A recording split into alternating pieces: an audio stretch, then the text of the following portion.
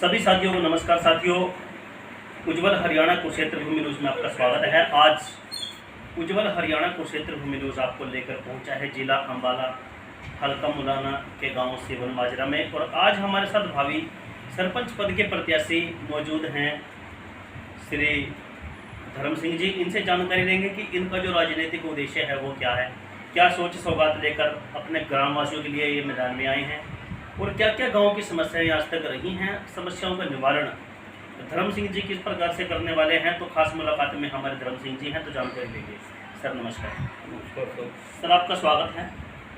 आपका ग्राम सिवन माजरा में पहुँचने पर स्वागत जी। तो धर्म सिंह जी बताना चाहेंगे कि आपका जो राजनीतिक उद्देश्य है वो क्या है।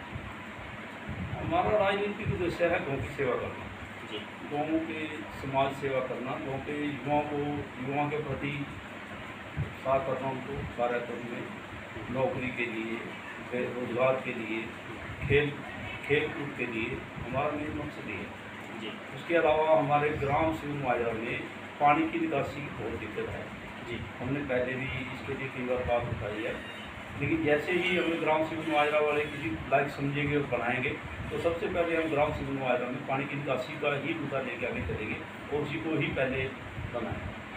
जी। देखिए, बहुत अच्छे विचार और अच्छी सोच के साथ धर्म सिंह जी आपकी बार मैदान में आए हैं और अपने गांव का जो उद्धार है और युवाओं का जो इनका जो सोच है कि युवाओं को किस प्रकार से साथ लेकर चलने वाले हैं। तो सर बात करें आपके सामाजिक कार्यों की, जैसे आज तक के आपके जो भी सामाजिक कार्य रहे हैं वो एक बार दर्शकों को हमारे बताएं।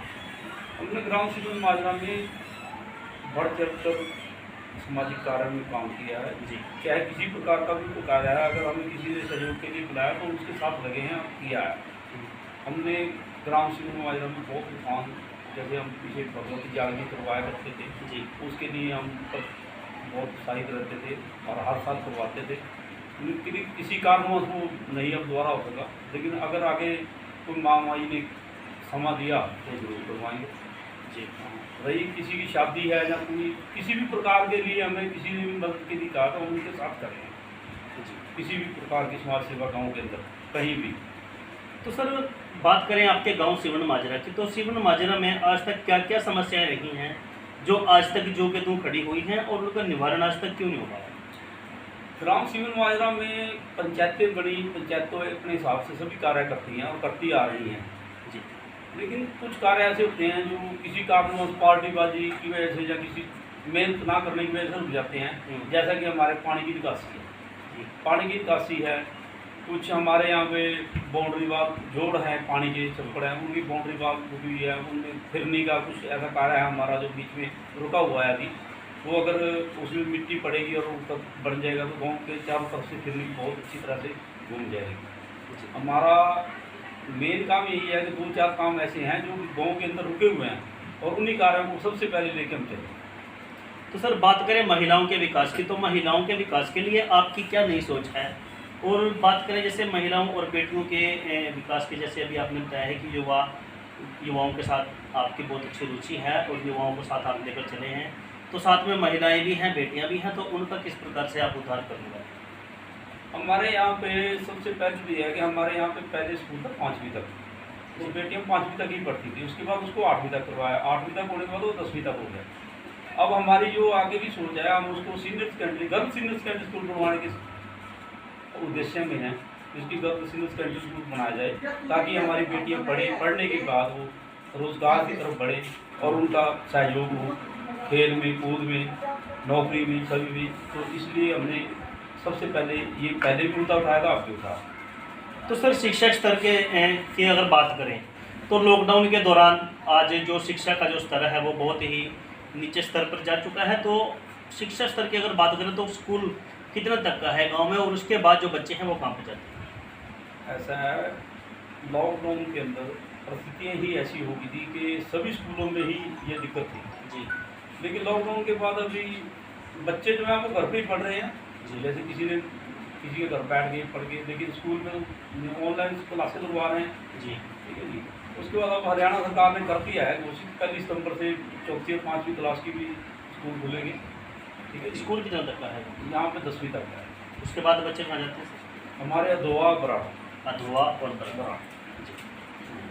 तो सर बात करें युवाओं की, जैसे आज का जो युवा है वो नशे की तरफ ज़्यादा आकर्षित होता जा रहा है, क्योंकि बेरोजगारी के कारण आज का जो युवा है वो फ्री है, और फ्री होने के कारण वो नशे की लत पे लगा हुआ है। तो सर युवाओं को नशे से मुक्त कराने के लिए आपकी क्या प्राथमिकता रहेगी? किस प्रकार से आप युवाओं को एक संगठित परिवार के तरीके से और अपने गांव के एक अच्छे लेवल पे युवाओं को आप लेकर चलेंगे, और किस प्रकार से उनको नशे से मुक्त करेंगे? युवाओं का योगदान बहुत अतिक्रिया होता है जी। और युवाओं के बिना कोई भी आगे नहीं चल सकता जी। युवा जो है वो हर की रीढ़ की हड्डी होती है। युवाओं को नशे से मुक्त कराने के लिए हमारा जो प्रयास रहेगा, हम ग्राम सिविल माजरा में एक स्टेडियम बनवाने के लिए आकर सकते हैं कि स्टेडियम बनवाया जाए जिसमें खेल कूद का आयोजन किया जाए। उसमें बच्चे वॉलीबॉल आदि वगैरह उसमें बच्चे अपना रुचि रखेंगे और उसमें खेल कूद में अपना ध्यान देंगे, जिससे उनका मन जो है वो नशे की तरफ ना जा करके खेल कूद की तरफ जाएगा। हमारा सबसे ज़्यादा प्रयास ये है।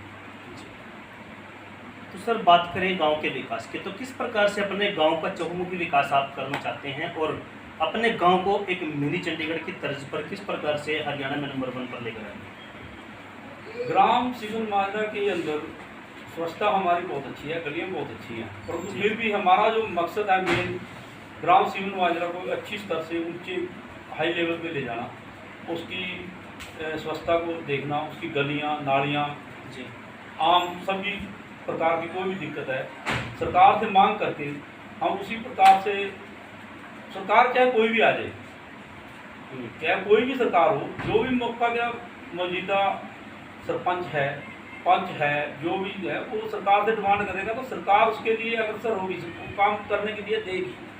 सरकार ये नहीं देखेगी कि ये सरपंच जो है किस पार्टी से या किस पार्टी से, नहीं, अगर आप डिमांड करोगे तो बिल्कुल 100% सरकार ग्राम के सुधार के लिए आपको पैसा देगी। बिल्कुल जी।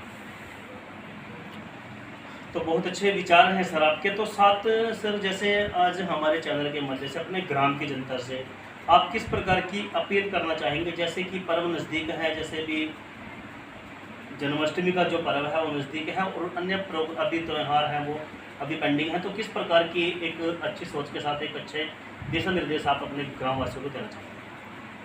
सबसे पहले तो जन्माष्टमी की सबको हार्दिक शुभकामनाएं जी। क्योंकि आने वाला जो पर्व है जन्माष्टमी का वो एक धार्मिक धर्म के आधार पे है, तो जन्माष्टमी के से सीख लेनी चाहिए आदमी को, बच्चों को, कि जन्माष्टमी में श्री कृष्ण जी ने अपने टाइम में क्या किया और कैसे किया जी, उसी स्थिति को देखते हुए उस चीज़ को सीख लेनी चाहिए और जन्माष्टमी के ऊपर। उसके बाद हमारे ग्राम सिविल माजरा वालों से एक ही अपील है, 1967 से लेकर आज तक वो वोट देते आ रहे हैं जी, तो वोट देना अधिकार है उनका, लेकिन मेरी अपील यही है ग्राम सिविल माजरा वालों से कि वोट उसी को दें जो आपको अच्छा कैंडिडेट लगता है, जो ग्राम सिविल माजरा के लिए कार्य कर सकता है, ग्राम सिविल माजरा के लिए टाइम निकाल सकता है 24 घंटे आपके बीच में, हाँ, जो हर टाइम हर सुख दुख में आपके साथ हाजिर हो सकता है, किसी भी कार्य में, किसी भी ऑफिस में, किसी भी डिपार्टमेंट में जाके आपके लिए खड़ा हो सकता है। आप उस आदमी को अपना वोट दें ताकि आपकी स्थिति को वो सुधार सके। बहुत अच्छे विचार, धन्यवाद। तो देखिए साथियों, आज की खास कड़ी में हमारे साथ सिविल माजरा से श्री धर्म सिंह जी मौजूद रहे हैं, और बहुत अच्छे विचारों के साथ अब की बार ये गांव की जो लड़ाई है उसको भरपूर तरीके से लड़ने वाले हैं, और गांव का जो चहुमुखी विकास है और गांव को मिनी चंडीगढ़ के तर्ज पर ये किस प्रकार से लेकर आने वाले हैं। तो साथियों, हमारी यही अपील रहेगी कुरुक्षेत्र भूमि न्यूज़ और उज्ज्वल हरियाणा न्यूज़ के माध्यम से कि अब की बार धर्म सिंह जी का सहयोग करें, समर्थन करें, ताकि आपके जो अधूरे कार्य हैं और विकास की अगर बात करें तो विकास की सोच, बहुत अच्छी सोच धर्म सिंह जी की है, युवाओं के लिए भी, महिलाओं के लिए भी और हर वर्ग के लिए बहुत अच्छी सोच बनी हुई है। तो हमारी आशा यही रहेगी कि अब की बार धर्म सिंह जी का सहयोग करें, समर्थन करें, ताकि गांव का जो विकास है वो एक अच्छे लेवल पर विकास हो। तो सर धन्यवाद। हमारी आशा रहेगी कि आपके संदेश को हम ग्रामवासियों तक पहुँचाएँ। तो बने रहें उज्ज्वल हरियाणा कुरुक्षेत्र।